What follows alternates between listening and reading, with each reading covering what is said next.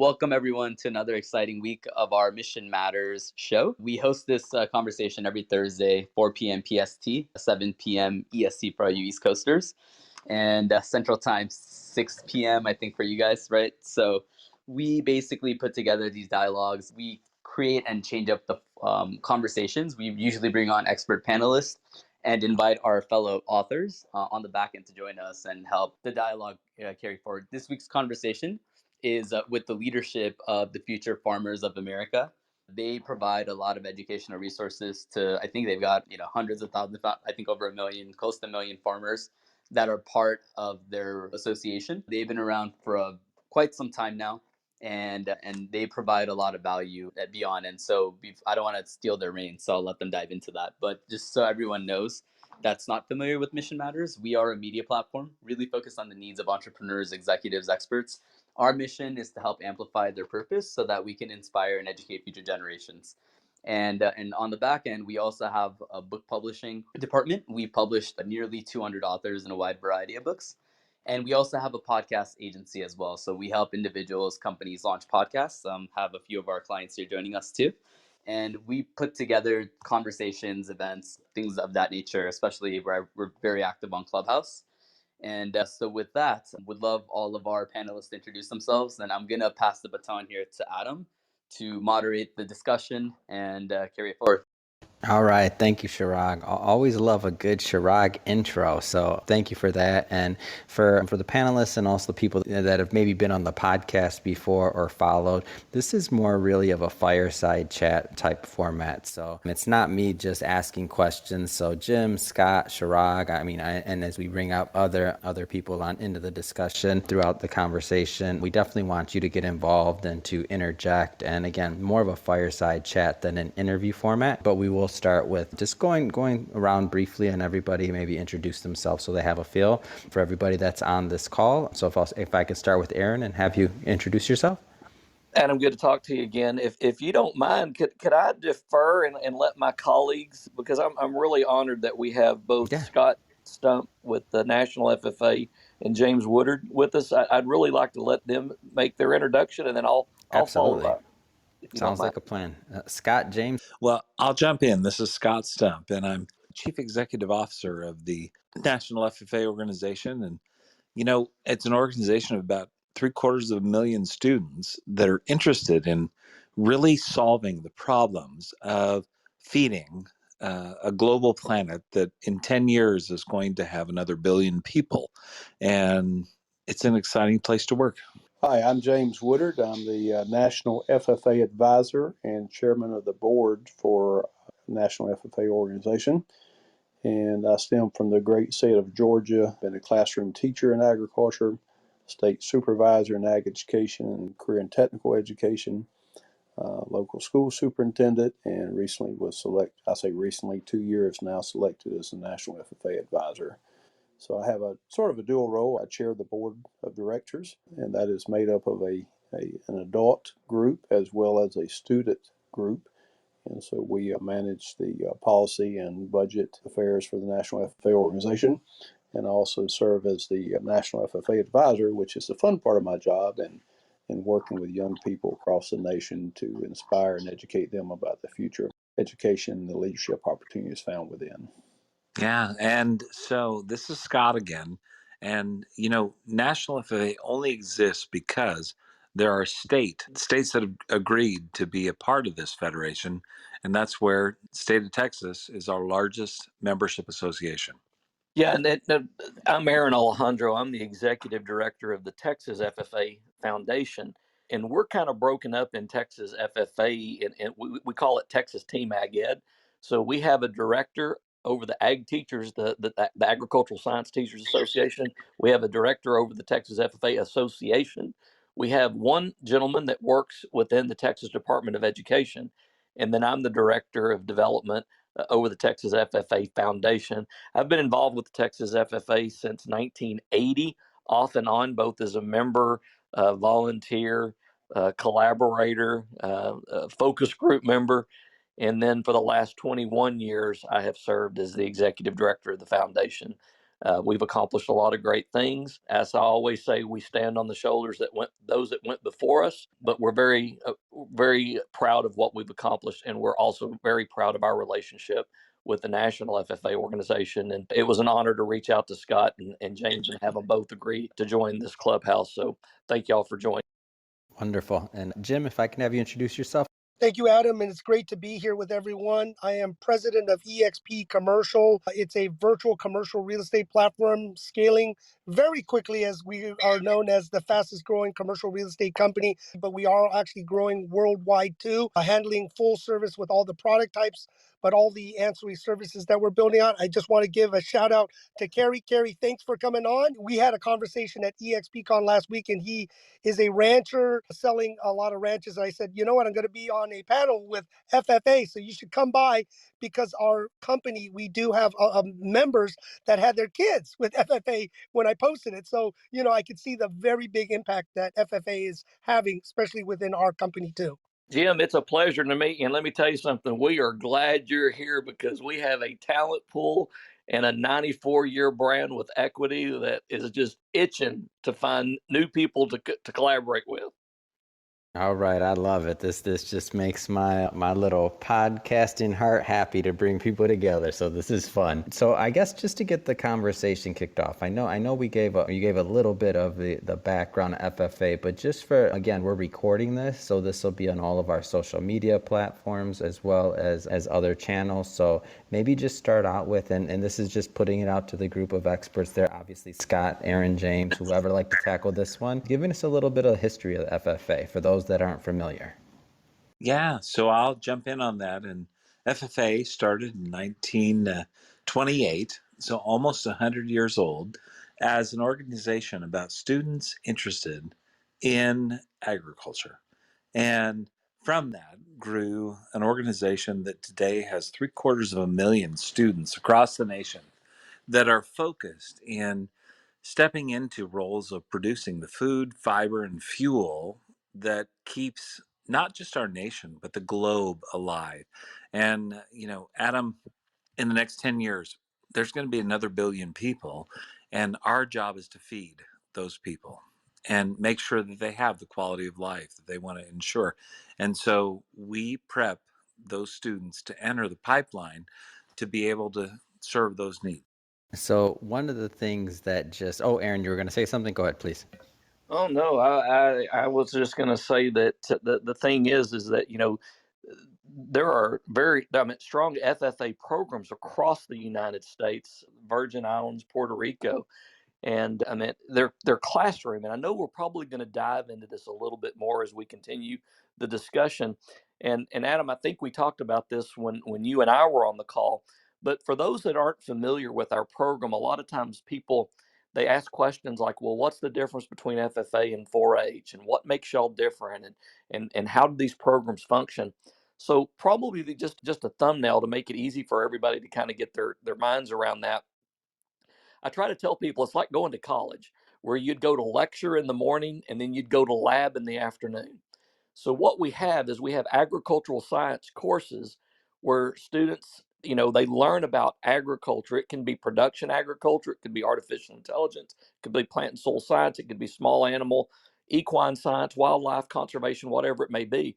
But then through the FFA program and then through what we call supervised agricultural experiences, the kids then get to do real life application of what they've learned in that classroom. We call that the 3-circle model. So when you think about that, that's the kind of experiential learning that you have going on across the United States around a topic that is important to everybody, and that is our food supply. So I just thought I'd throw that.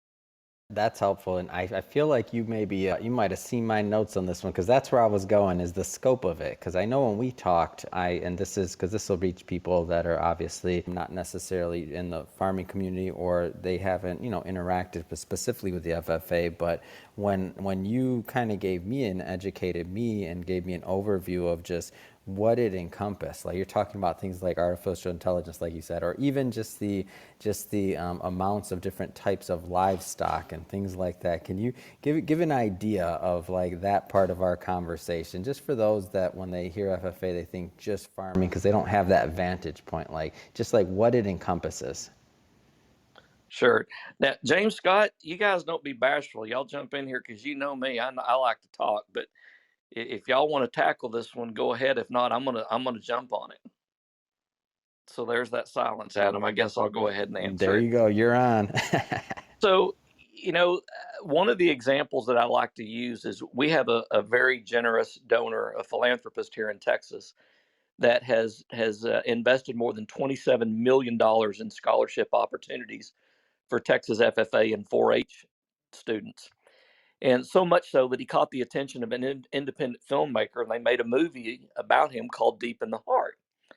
The executive producer of that movie, who happens to be from California, he asked me, he said, Aaron, he goes, could you really help me understand more about this thing of agriculture and food? I really don't know that I see that there's really a lot of opportunities there. And y'all seem to be pretty excited that there's a lot of opportunities for kids.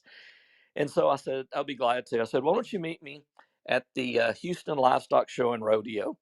And for those that have never heard or been to the Houston Livestock Show and Rodeo, it's one of the largest livestock show and rodeos in the world. He meets me there, and we start on one end of the NRG Center, and we walk our way to the other end. And this building is long. It's a huge building. We got to the other end, and I asked Jay. I said, Jay, I said we just made a long walk there. I said, how many different species did we see? There was a long pause, and he said, well, Aaron, I'm not sure. I said, well, let's talk about it. You saw beef, you saw pork, you saw lamb, you saw chicken, you saw, poultry. And we went through the litany, dairy. We went through the litany of all the different species that we saw. And I said, now, Jay, within each one of those species, how many different breeds did you see? He said, well, I don't know. And I said, you saw Angus and Brangus and Herefords and you Rambouillets and Charolais and Yorkshires and Hampshires. And we went through this entire litany of all the breeds. And I said, every one of them have their own breed associations. Every one of them have their own international footprint, their own trade platforms. And I went through all of that.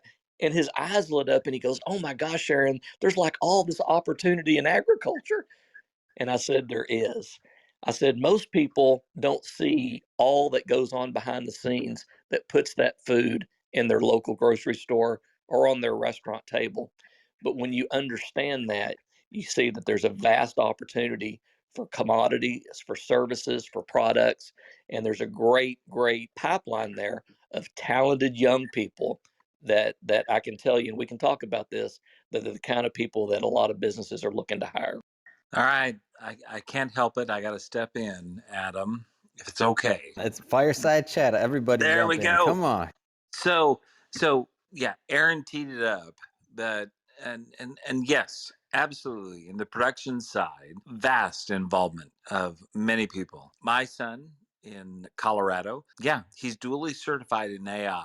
And most people listening would go, okay, what's AI 1 and 2? And they'd go artificial intelligence. And before that, I would add that he was artificial insemination certified.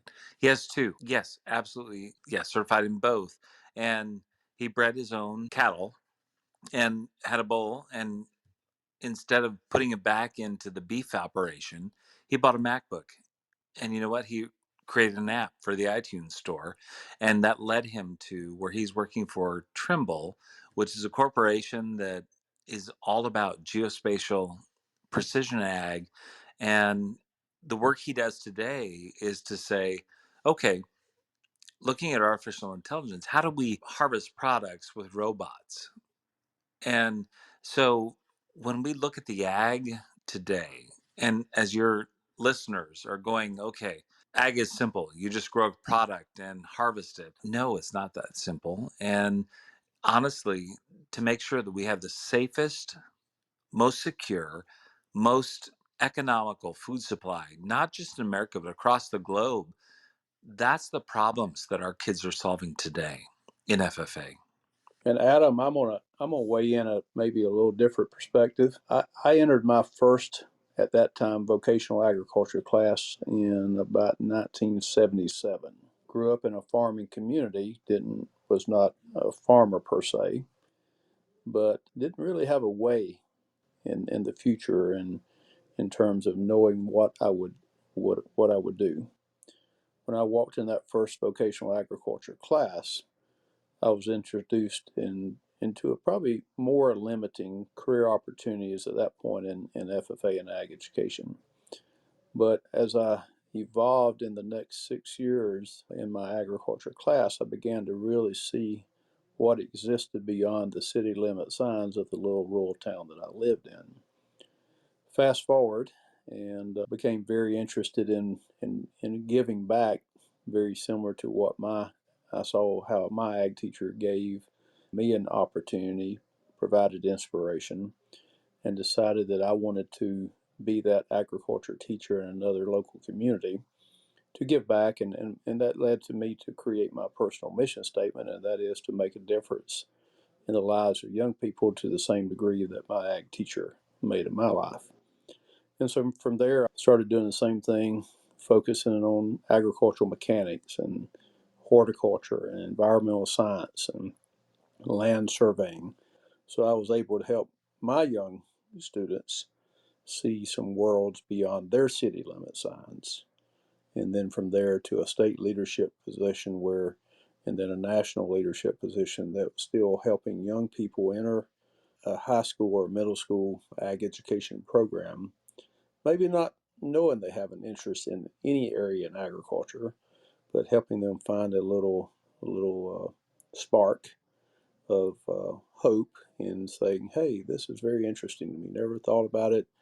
And then from that point, like Scott's son, going from artificial insemination to artificial intelligence. So it's all about the opportunities that we can expose and provide access to young people in the world of agriculture that allows them to stay in that focus of agriculture, but also allows them to transfer some skills they learn in that arena to other career areas. So here goes another one for the group. So when we think about just the nation's educational efforts overall, just like in general, what role do you think, or why is agricultural science education specifically important? Like how do you see that? Adam, that's a really good question. Number one, I mean, when we break it down to its core, it's about food and sustainability of any community, any state, any economy should be important to everyone on this call. So obviously, from that standpoint, there's something there that is very unique to that classroom experience and that hands-on experience.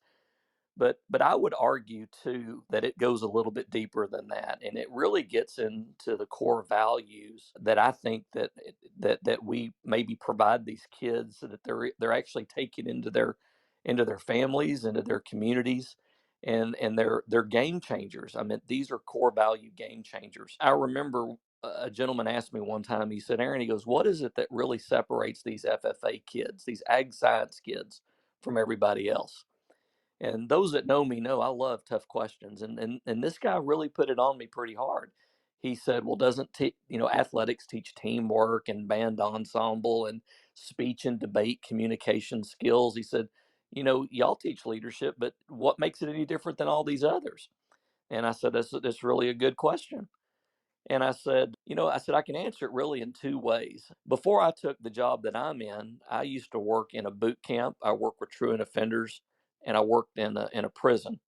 And I did that work because that was my background as a youth. I came up in a troubled home, and I took a very different path to find the FFA in ag education. But it was a change for me. But now I like to give back through working with these at-risk populations. And I was in a coffee shop, and these gentlemen said, to put this country back on track, we need to get back to the basics, the three R's of reading, writing, and arithmetic. And they said, if we'll get back to the three R's, we'll put this country back on track. And I remember looking at them, I said, "Gentlemen, I mean, disrespect, but, you know, I work in boot camps, I work with truant offenders, and I work with prisoners, and everybody I work with can read, write, and do math at some functional level. I said, you're right about the 3 R's, but it's not reading, writing, and arithmetic. I would argue that it's respect, responsibility, and resiliency. If we can teach a young person to respect themselves and their fellow man, to be responsible for themselves, their family, their community, their job, and to be resilient, to learn that to take risks means sometimes you may fail, that you got to learn to get up when you've been knocked down. And I said, I think our program teaches that very well. I said, but let me be very specific in one of the core values that I think that we give our kids that separate them from their peers. I grew up in the Texas Panhandle, and there was a blizzard blowing in, and the dorm parent that raised me at this home for boys that I grew up in, he gave me a sledgehammer and he told me to drive 5 miles to the other side of the ranch and bust the water trough for the horses in the middle of a blizzard. And I pitched a fit and I said, Mr. Chandler, I don't want to do it. It's cold out there. The wind's whipping, feels like a razor cutting through the skin. And I'll never forget Mr. Chandler and his old country wisdom. He said, darling, do you get thirsty when it's cold? And I said, yes, sir, I do. And he said, don't you think those horses get thirsty too? I said, yes, sir. I drove 5 miles that day and I busted the water trough for the horses. But the life lesson I learned that day equipped me with a lot of the tools that I use to this day to develop resources for the Texas FFA. I looked at this gentleman and I said, sir, let me tell you what separates us and our kids from everybody else. Because in our world, if we don't do our job, something dies. In the world of agriculture, if we don't feed it, if we don't water it, if we don't take care of it, if we're not stewards of it, it dies. When you can place that kind of core value into a student where they know that something depends on them, they take that into a job. They take that into their homes. They take that into their community. And it's a grand sense of responsibility and value system that I can tell you that employers are looking for, because those are the kind of kids that make a difference. Because at the heart of what they do, it's a difference that really matters. Yeah, and I would just add on to Aaron's thoughts that, yeah, it's in our motto: learning to do, doing to learn, earning to live, living to serve. I mean, that's the essence of FFA, that, you know what? You learn to serve your business or your community. And you know what? Doing educates you in that process. But at the end of the day, it's about, yeah, really working to find a way to serve. Scott, I really appreciate you taking us in that direction, because I think the motto really just sums up what we do as an organization with young people. When they come into that classroom for the very first time, they learn some aspect of agriculture, but then they take it to the next step and they do something with that learning. And then so often that doing something with that learning leads them to a career where they make a living. But, I think one of our ultimate goals as an organization, and it should be as a society, is that whatever we do in life, that we position ourselves to be independent so that we can actually serve others. And I think for me, the inspiration I would hope that I could give young people through ag education and FFA is that, you come in with a base level of knowledge, you expand it, you connect it to a career, and that's not enough. The next step is to actually serve others with what you've been granted in life. I just want to add, wow, I love this, because these are the principles that I hold dear, and I know with our firm. And I think, having our virtual platform that allows people to learn, to educate, to connect, right? If you have an internet or a computer or even a phone, some mobile device is great. And I'd love to see how we could share and really giving opportunities, right, is for people to plug in so we can educate with our platform that we have in real estate, and then connecting with others for opportunities, and also giving people the trade craft. Sometimes you don't need to go to the college and everything. You can learn trade crafts. And we are partnering with different groups to teach people different parts and giving people opportunities for this. So I love everything you guys are doing. And I think we may have ran each other at the Houston Rodeo, because I remember going there, got my first cowboy hat, and I was going to be working for the wine committee. So with the NRD, a lot of our friends like Ron Hawley and Joe Trahan, close friends. Wow. See, there you go. This agriculture thing, it makes for a very Yes, Man, I didn't know Jim had a cowboy hat. Come on, Jim, you're holding out on me. I've known you for years. What is this? You a whole other side. This is that's what awesome. we got to make a trip out to the rodeo. It's the biggest one. And I know with wine, they made it into an international sensation. So, it's just great to connect with different people and learn. And that's what I was here, just really to learn from others, seeing how we could serve and help and really build, America and giving opportunities to as many people as we can. James, I appreciate that perspective as well. And I just asked Aaron and Scott if y'all would weigh in on the opportunity or maybe the conversation around the importance of agriculture connected to national security.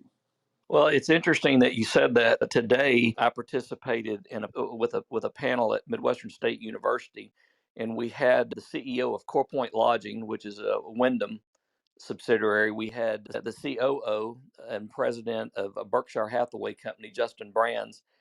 But then we had Dr. Mindy Brashears. She's a leading international food expert, food security expert. She was an undersecretary of agriculture in the previous administration, leading this country's food supply through the pandemic. But what that did was it really kind of opened everybody's eyes up to just how important our food and our food supply really is. So much so that I don't know if y'all have seen it or not, but if you haven't, I would encourage you to Google and look up the Gallup poll on agriculture and food farming that took place last year. It's the first time in Gallup's history of polling that farming and ranching showed up as the number one most respected industry in their Gallup polling. And I think that the reason that it showed up was because of what we experienced in some places going through the pandemic when we realized just how fragile our food supply could be. And James, there's you alluded to it. There's no question when we think not just where we're at today, but where we're headed internationally with the necessity of more food. There won't be any more land to use. There will not be any more natural resources to use. We will still struggle with things like fresh water, refrigeration, arid lands, topography. All of those things will factor into our ability to feed and clothe this world. And having young people now that we can engage with to stimulate their minds, their innovation, I think those are going to be valuable traits. We like to say that we've got great leaders today that will turn into dynamic influencers tomorrow. So, James, there's no question that what we do today touches tomorrow. One of my favorite quotes comes from Krista McCullough. I know many people here will remember Krista's name. She was the teacher in space on the Space Shuttle Challenger. And I loved her quote when she said, "I touch the future, I teach."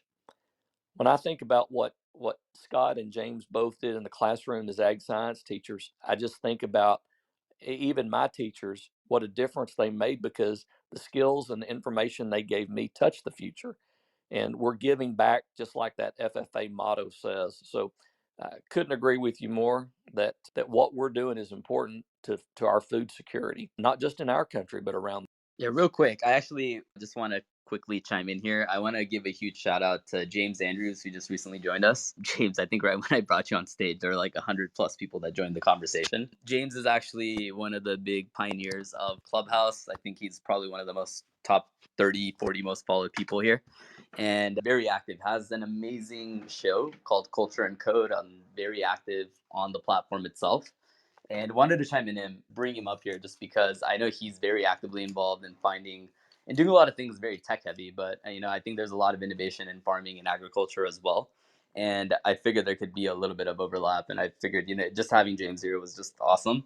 And I think just the way that things are going right now, I was actually curious when it comes to innovation and tech in general. What is happening right now in the whole agricultural space and even just through FFA? Yeah, happy to join in. The way we produce food and fiber and fuel across this country changes rapidly.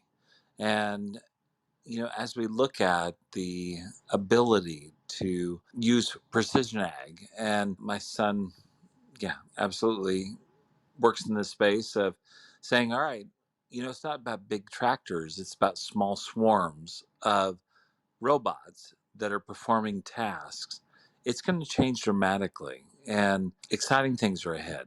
But the key is all of this is for feeding not just who we have today, but the other billion, and by 2050, the other 2 billion people that are going to be on the earth.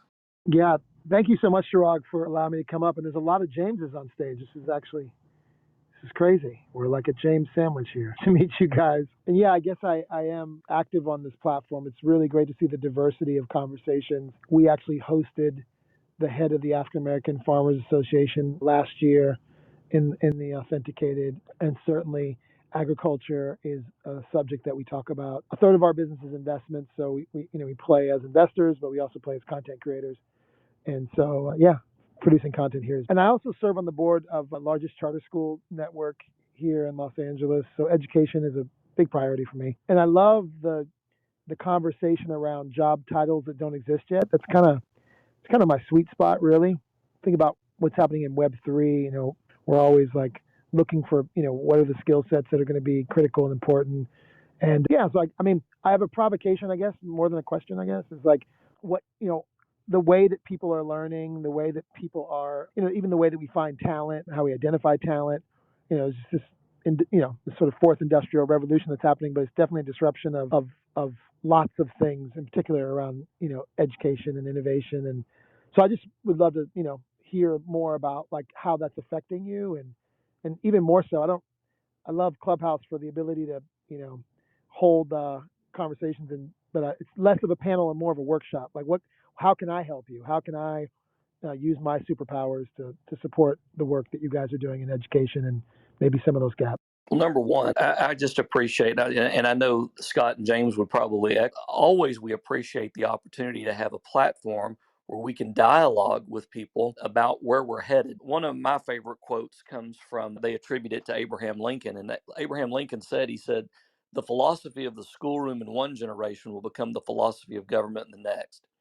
So when you think about that, and we think about where we are today, and what dialogues we have with kids today, that's probably going to be reflected in how we operate, govern, manage, do business into the future. So the fact that James, you're looking at things is very wise, and I think that when we have these kind of opportunities to partner, where we get to show our kids things that, and we tell them all the time that some of you will take jobs that don't even, they're not even created yet, because of the capacity of technology to change the way that we do things. I guess just kind of in a fun observation, I remember when Tesla came out and they talked about the self-driving car, and that's kind of a big buzz. And there was a lot of us in the agricultural community that just kind of chuckled and said, well, our tractors have been doing that for years, because it's all a matter of perspective. And so platforms like this, and what Adam does with Mission Matters and others, are platforms to open up dialogues and make connections where that synergy could be real opportunity for our audiences down the road. Thanks a lot. Appreciate it. Thanks again, Chirag. Yeah, absolutely. Happy to have you. In fact, why don't we maybe open up the dialogue? I guess. Is there anyone from the audience that wants to ask any of our guests here questions from the FFA team, or anyone that's on panel right now? Yeah, this is Carrie Fletcher. I work with Jim. I'm not sure if anybody can hear me or not, but first of all, I'd like to say that I hold an inborn fondness for those associations, which even hours of discouragement, I cannot deny. Grew up in a small rural town, and my focus now as a commercial agent dealing with land and ranches is about adult education. I don't remember who mentioned it about national security and food security, but I'm seeing tremendous trends where an adult, uneducated population is moving out of the city, out of the suburbs, into rural agricultural communities and seeking out educational opportunities to learn how to be self-sustaining for their family and friends. Any thoughts from the group about, continuing education, adult education, and outreach for those who are wanting to decentralize food production rather than going small. Yeah, I think that's a great conversation. And, yes, FFA predominantly exists in the K-12 marketplace, but we also have teachers that work with adults in the community. And whether that be through young farmers or, other groups that they pull back together, those conversations need to happen. Extension also has done a good job in that space. But absolutely, as the country works towards more local sourcing of both protein and grain products, there's a great opportunity there. James, I might add one more to that. I was talking, or Carrie, excuse me, was talking earlier about this gentleman, Mr. Walrath, that they made the movie that's donated, all of this money for scholarship opportunities. But he said something one time that I thought was really interesting. He said, he grew up in a time where, you would always listen to the older people, and the older people would pass on skills and knowledge and perspective. And he said, but it's interesting to watch how fast the world's changing now, and how these kids are now helping their parents and grandparents and great grandparents grasp and understand new technologies. So I do think that we're at a dynamic time of dialogue where the transfer of information is very powerful.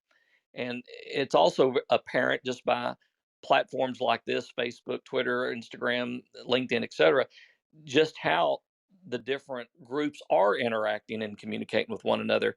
But we're seeing it. I can tell you that technology has really provided a portal of communication, and I'm seeing it. I know here in the state of Texas. I'm sure Scott and James see it across the United States as well, of agricultural and food interest in the urban, backyard agriculture, aquaponics, agri-science usage. But it's also, you see that being extended into what would have been traditional rural areas. So I do think that transition is taking place, and it's taking place because I think our young people are helping lead. And this is Jim, and I'm sorry I was late to the conversation, so if you've addressed this already, let me know. But one question I had in this fascinating discussion, I spent a lot of time in public health, and in public health, there's been kind of a reinvention of what was concepts in public health in the 1890s, now that we're calling social determinants of health, with economic security, housing security, and food security being three of the 13 tenets around that are generally considered. The availability of fresh fruits and vegetables, of micro farming, local farming, seems to be taking hold as a concept for social determinants of health. In particular, Geisinger Health Systems in Pennsylvania ascertained a 35 return on investment for organizing a food program that brought local fruits and vegetables to their high cost chronic care diabetic patients. And they found, just by making the investment into local distribution of fruits and vegetables to these patients, they were to get a 3,500% return on the cost of those investments, and recognizing food security as being part of it. I was just wondering, from your perspective, from an FFA perspective, if you're seeing these other trends in micro farming and how they can tie more into public health. Great question. And the answer is yes. As we work with students, this whole notion of being the provider to fix the food deserts, the fresh produce deserts that are out there in urban areas, absolutely is top priority.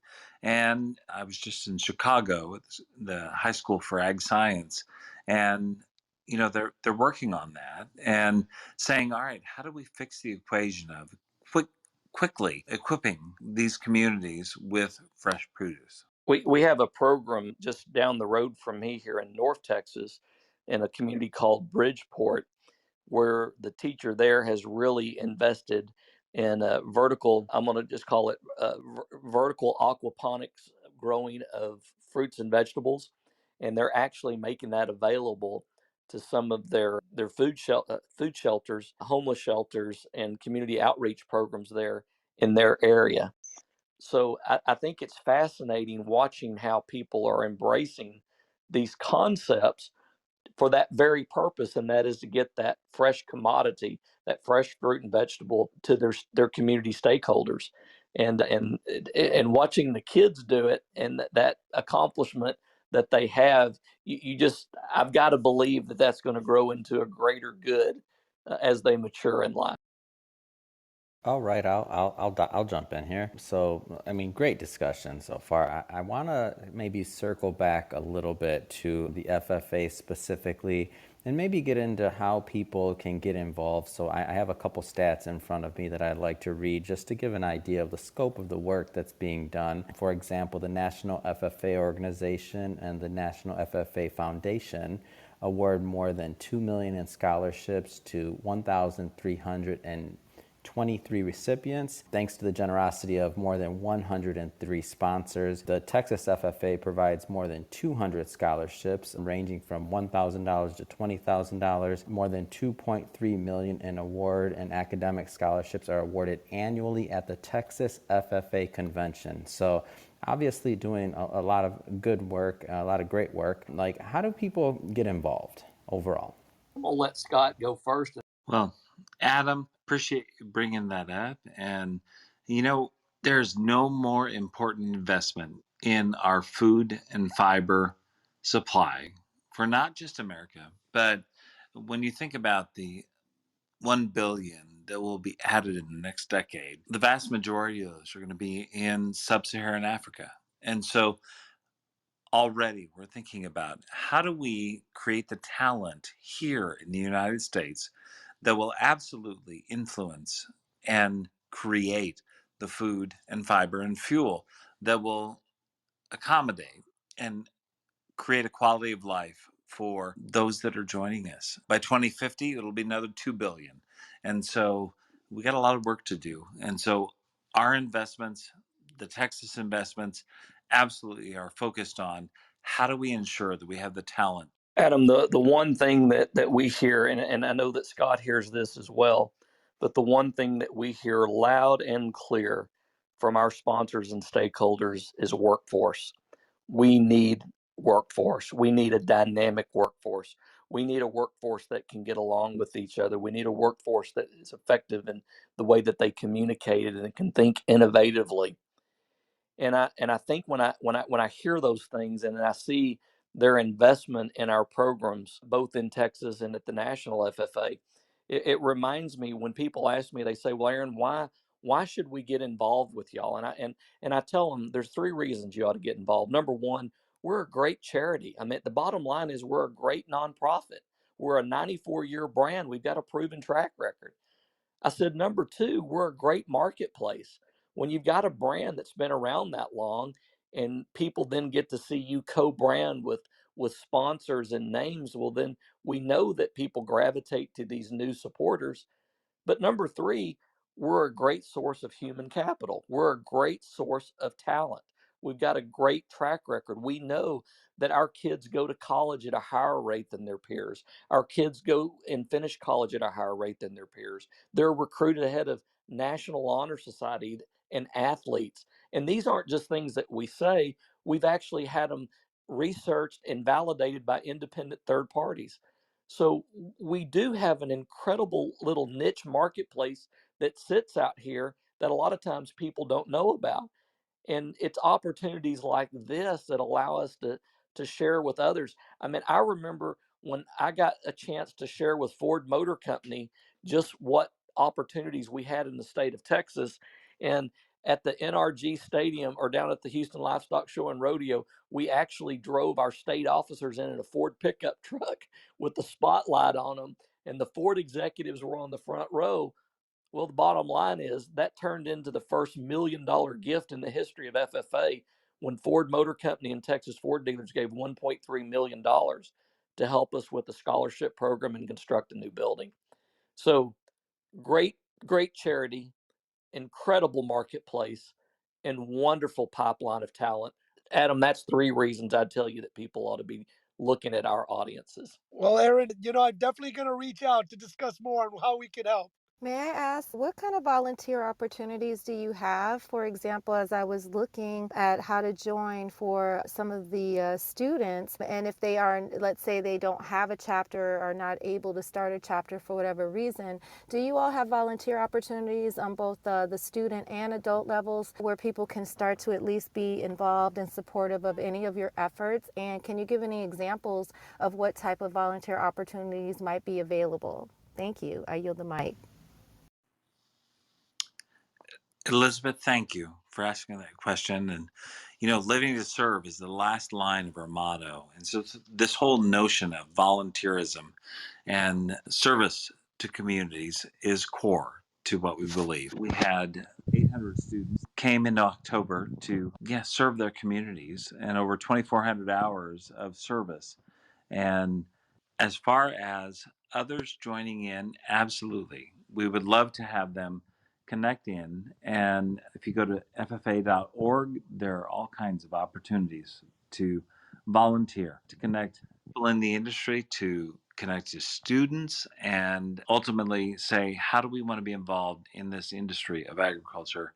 Elizabeth, I'll piggyback on what Scott said. I'll also tell you that remember that agriculture. I love these discussions. They always grow from the roots up, so they grow from those local community levels all the way up to the state and then to the national level. A lot of times, a volunteer, whether it's an adult or a student, can go to a local ag science program and or to a school district and let them know, this is the expertise that I have. I would love to be a volunteer. I would love to be more engaged. We have a lot of speaking competitions. We have a lot of agri-science fair competitions. We have a lot of judging events. We have we have a lot of activities that they're always looking for community volunteers to be those judges, to be those screeners, to be those evaluators. So there are a lot of opportunities to engage, and they start at the local level, and then you can work your way on up all the way to the state and to the national. Thank you both for the clarity. I appreciate the answer. Wonderful, wonderful shares indeed. Thank you. All right, I have to bring this one up, Aaron. I don't know if you talked to Chirag much about this yet, but the Texas FFA Convention, I was just so impressed when we collaborated on the interview and you told me about it. And Chirag, we were invited to that. I think we talked about it. I'm like, we got to go out there, man. So Aaron, tell us about it, and let's sell Chirag because he runs the schedule over here. He doesn't let me out of the studio. So Chirag, I want to go. Aaron, tell us about the event, please. And Jim has a cowboy hat now. I know. Come on, Jim. Let's all go. All right, please, Aaron. Chirag, no pressure, but I thought it was already a done deal. So anyway, the Texas FFA Convention, by the way, let me say this. If you've never been to a national convention, I will tell you as a freshman at Cal Farley's Boys Ranch when I was in high school, I actually went to the national FFA convention before I ever went to a state convention. And I'm going to tell you, they really raised the bar for this boy. They really showed me what the possibilities were of dreaming big and then working hard to make those dreams come true. The Texas FFA Convention is the largest youth led convention in the state of Texas. We will have over 14,000 members and guests that are there for an entire week. If you go to the mytexasffa.org website, or you Google or YouTube search any of those convention videos, you'll see that you'll see 14,000 kids and assembled, and they do everything. The adults don't do anything. Just like the national convention, we get out of the way and we let the kids show you the quality. You get to see the agri-science fair. You get to see the public speaking events. You get to see the career and expo, the career show, and the exhibitors that show up. It's an incredible time of networking. Adam, I think probably one of the really neat comments that I heard from our convention, we had some of our sponsors standing and talking in the exhibit hall one time, and I'll never forget what they said. They looked at me, they said, "Aaron, this just feels good." And I said, "Well, what do you mean it feels good?" They said, "We go to trade shows all the time. Our brand, I mean, we're always going. But here, it just feels good because it's like everybody's here to support these kids. And we get to see where our investment meets return." And I never forgot that. So obviously, I'm very excited for the prospect of having y'all as our guest in Texas and just letting you see the incredible sponsors and talent that we have. But I would also encourage you that if that kind of gets your attention, then you need to let Scott set you up, and you need to make a trip to Indianapolis and see the national convention as well. But I tell you, if you go to either one, and you ever get a little bit down and wonder what the future of our country looks like, I will tell you that there's a lot of hope that comes when you see the kids that are going to be following in our footsteps. Absolutely. Aaron, you're exactly right. This fall we gathered 60,000 students, teachers, and adults together and provided renewal, connectedness, and hope out of this pandemic. And they were so excited. Man, that's exciting. So, Chirag, if you maybe want to ask the audience or kind of get the Yeah, interactiveness going, we normally keep kind of the discussion part to about an hour, but then let the audience and bring people up that have other questions maybe. So if you want to handle yep. that, because we know my technology side is not the best. Yeah, absolutely. So, just so everyone knows, I've actually added the FFA website. It's pinned at the top, so you could actually just click on that link directly. Secondly, make sure to follow all the speakers here because there's a lot of good insight, and I'm sure if anyone has any follow up questions or anything else that they might want to ask or learn more about later on as you're researching the site, Aaron, Scott, and James, or I guess, yeah, Aaron and Scott are both here from the FFA team who can help chime in and answer any questions that you guys might have. And then just about us, our company is called Mission Matters. We're a media platform really focused on the needs of entrepreneurs, executives, and experts. And so we put together these discussions every week. So make sure to follow our club, Mission Matters Club, at the top as well. I guess this is where we open it up. So if anyone has any questions from our audience, feel free to raise your hand so we could bring you up on stage.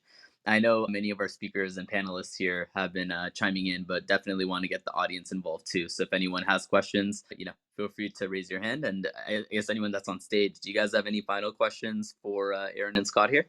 I'll just say, count me in. I'm looking forward to going to one of the conventions.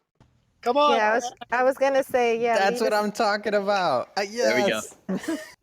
I was gonna say, leave a seat at the table for a lady. Most certainly. Same here. The Mission Matters team in too. Now Chirag has to let us go. See, Aaron, that was good. That's peer That's pressure. called That's peer what I'm pressure. talking about. Thank you, Jim. Scott, and I would just say the one piece we haven't delved into is the entrepreneurship aspect of FFA and ag education. Because as Aaron will tell you, our big focus is on developing the next generation of entrepreneurs. They're going to change the future of food production, of the way we produce products and deliver them to consumers and meet the needs of this future. Scott, I wanted to just chime in really quick because I have met quite a few people who are doing exactly what you are touching on here, and I think it's just really exciting.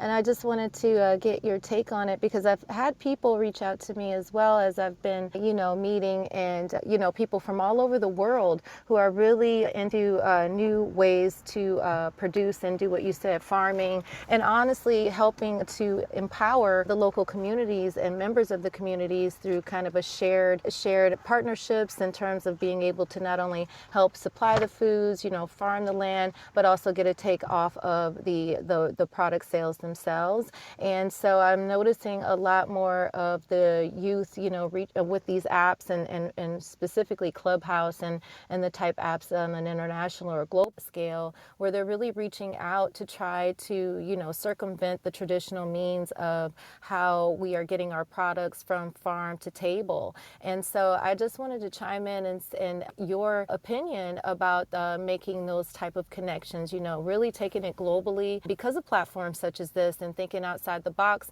in terms of how they can really, really help enrich the communities, not only, from food sourcing, but also economically. So do you mind if that's clear enough? I don't want to sound confusing, but I've just been really impressed with all of the different, ideas, the innovations that are coming out, and just wanted to see if you are hearing about that, what your thoughts are about creating partnerships on that scale and whatnot. So yeah. Well, and I apologize. I did not connect to which mic was being live at the time, so I don't have the name. But absolutely, this whole notion of how we source food has been changed by the pandemic. People ordered food online to bring it to their homes. And that's going to continue. And, my son, who's at a geospatial company that only looks at the AI of the world and looks at it, how we produce food and how we get it to people, is saying, you know, Dad, that's going to change. And what I'm excited about is that we have students that are also looking at that from the small standpoint of beekeeping and saying, all right, let's produce honey a different way, all the way through the macro side of grains and meats, and saying, all right, let's look at how we adjust our practices to meet the needs of consumers in a different way. We are all about focusing on the future. Obviously, never forgetting the values and the things that made us great, made our brand 94 years old. But we're always looking ahead. Adam, when I was with you and we were on the show, you asked me what the next big thing was, and I told you that we were looking at launching a Shark Tank concept. And I can tell you that since you and I had that conversation, we received the first gift, and we are setting up a blue jackets to blue chip endowment. And the thought process behind that is we want to create a way for students to come and pitch their proposals, to pitch their ideas in front of experts that can help them get directed in the right places and in the right professional networks. And then to know that we played a role in providing maybe some award money on the onset to get that going. So entrepreneurship, innovation, imagining the what ifs. I love that Scott and his team at the national level and their leadership vision and what we do here in the state of Texas is all focused on that, because that's important, because a fountain can only rise as high as its head. So when you know that you've got the leadership, that this is our message and this is what we're carrying, you know that that's what our teachers and students are hearing, and that makes for a very ripe environment for engagement for sponsors and business opportunities. Thank you both for your answers. Appreciate that so much. Man, I love hearing that, Aaron. Congratulations. I just love it that show's taking off, and I just know like how much ideas are going to come from it, and really just the innovation that's going to come from it and the great things. And glad that we could have that conversation. Come on, man. That's what I'm talking about. Breaking big news on Mission Matters. That's what I like to hear. So I guess any other questions from the audience or the panelists? Just want to make sure we involve others in the conversation. Yeah, hi everybody. I've been, uncharacteristically quiet. This is Brian. So as Adam knows and Chirag know, but I just wanted to listen and just soak it up.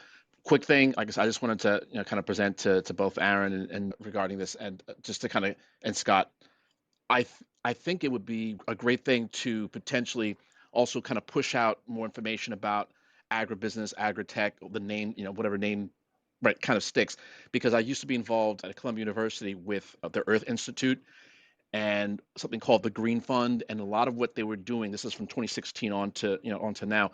I still try to stay in contact as an alumnus, and one of the things they've been focusing on is things like food security, putting money behind it, but not just money, putting a certain amount of funds, allocating funds, and volunteerism behind it. In particular, they're taking what used to be known as Harlem, and it's now been carved up into Manhattanville and these other groups. But one of the things they're doing is they're trying to create these cooperative gardens. They've actually had them for like a number of years, but it hasn't gotten very good press.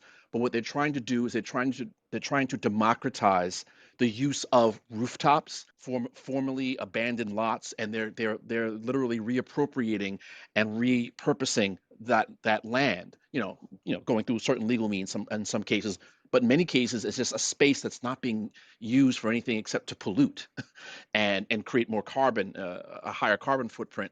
The value is they've been doing more green roofs at Columbia University on the Morningside campus and the new Manhattanville campus, which is just a few blocks away.